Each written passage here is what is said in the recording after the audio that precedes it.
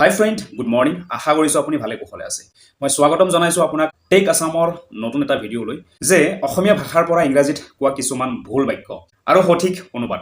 আপুনি যদি ইংৰাজীত ভালকৈ কথা পাতিব বিচাৰে তেন্তে এই ভিডিঅ'টো আপোনাৰ বাবে অতি সহায়ক হ'ব। আমি সচৰাচৰ কিছুমান মানুহক কোৱা দেখা যায় যে what is Euro good name. Actually এই বাক্যটো কিন্তু শুদ্ধ নহয়। আপোনাৰ ভাল নাম কি? আপোনাৰ ভাল নাম কি? What is Euro name? আপোনাৰ নাম কি? যদিহে নামটো সুধিব বিচৰা যায় তেতিয়াহ'লে এনেকৈ ক'ব লাগিব, মাই চেল্ফ ৰাকেশ। কিন্তু এয়া শুদ্ধ নহয়। শুদ্ধভাৱে যদি ক'বলগীয়া হয় তেতিয়াহ'লে এনেকৈ ক'ব লাগিব, মাই নেম ইজ ৰাকেশ। আকৌ কিছুমানে এনেকৈ কয়, where are you coming from? Where are you coming from মানে আপুনি ক'ৰ পৰা আহি আছে বা ক'ৰ পৰা আহিছে, বা আপোনাৰ ঘৰ ক'ত। যদিহে এনেকুৱা ধৰণৰ অৰ্থ বুজায় তেতিয়াহ'লে আপুনি এনেকৈ ক'ব লাগিব, where are you from? Where are you from? How many o'clock now? এতিয়া কিমান বাজিছে?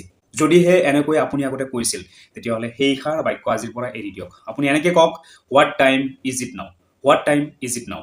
আকৌ বহুতে আমাৰ মাজত এনেকুৱাও আছে, অপেন দ্য লাইট বুলি কয়, লাইটটো জ্বলাওক। এনেকুৱা ধৰণৰ অৰ্থ প্ৰকাশ কৰিবলৈ হ'লে এনেকৈ ক'ব লাগিব, টাৰ্ণ অন দ্য লাইট।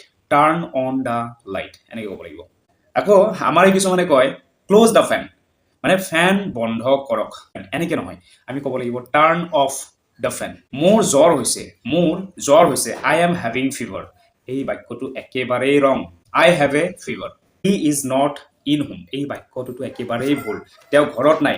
যদিহে এনেকুৱা অৰ্থ প্ৰকাশ কৰিব লাগে তেতিয়াহ'লে ক'ব লাগিব, he is not at home. তেওঁ ঘৰত নাই। I will give exam. I will give exam. মই পৰীক্ষা দিম। মই পৰীক্ষা দিম। যদিহে এনেকুৱা ধৰণৰ অৰ্থ প্ৰকাশ কৰিব লাগে তেতিয়াহ'লে I will take the exam. I will take the exam এনেকৈ ক'ব। He is doing a mistake মানে তেওঁ এটা ভুল কৰি আছে। He is doing a mistake. যদিহে এনেকুৱা অৰ্থ প্ৰকাশ কৰিব বিচাৰে তেতিয়াহ'লে সেই বাক্যটো তেনেকৈ নহয়, এনেকৈ ক'ব লাগিব, he is making A mistake. যদি কাৰোবাৰ লগত বাৰ্গেনিং কৰিব বিচাৰিছে, মানে কোনো এটা বস্তুৰ দাম অলপ বেছিকৈ কোৱা যেন আপুনি পাইছে, আপুনি সেই বস্তুটোৰ দাম কমাব খুজিছে, মোক কম দামত দিয়ক, give me less price. Give me less price. এই বাক্যটো একেবাৰেই ভুল। Can you give me a discount? Can you give me a discount? আপুনি অলপমান ডিছকাউণ্ট দিব পাৰিবনে? এইটোহে শুদ্ধ।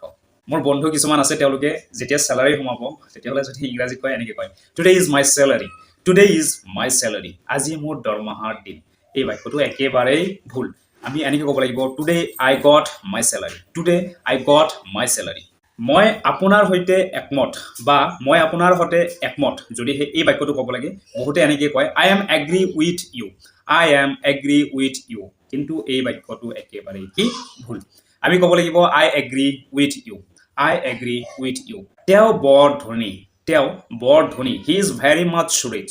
একেবাৰেই অশুদ্ধ। একেবাৰে অশুদ্ধ। এনেকৈ ক'ব লাগিব, he is very rich. He is very rich. মোৰ মূৰটো বিষাইছে। মোৰ মূৰটো বিষাইছে। My head is paining. My head is paining. It's ৰং।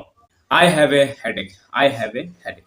তো গাইজ, আজিলৈকে ইমানেই। যদিহে আপোনাৰ ভিডিঅ'টো ভাল লাগিছে দুইজনৰ মাজত শ্বেয়াৰ কৰি দিব, আৰু যদিহে চেনেলটোত নতুনকৈ আহিছে চেনেলটো ছাবস্ক্ৰাইব কৰি ৰাখিব, কাৰণ এনেকুৱা ধৰণৰ ভিডিঅ'বোৰ আপোনালোকৰ বাবে মই সদায় লৈ আহিম। ধন্যবাদ।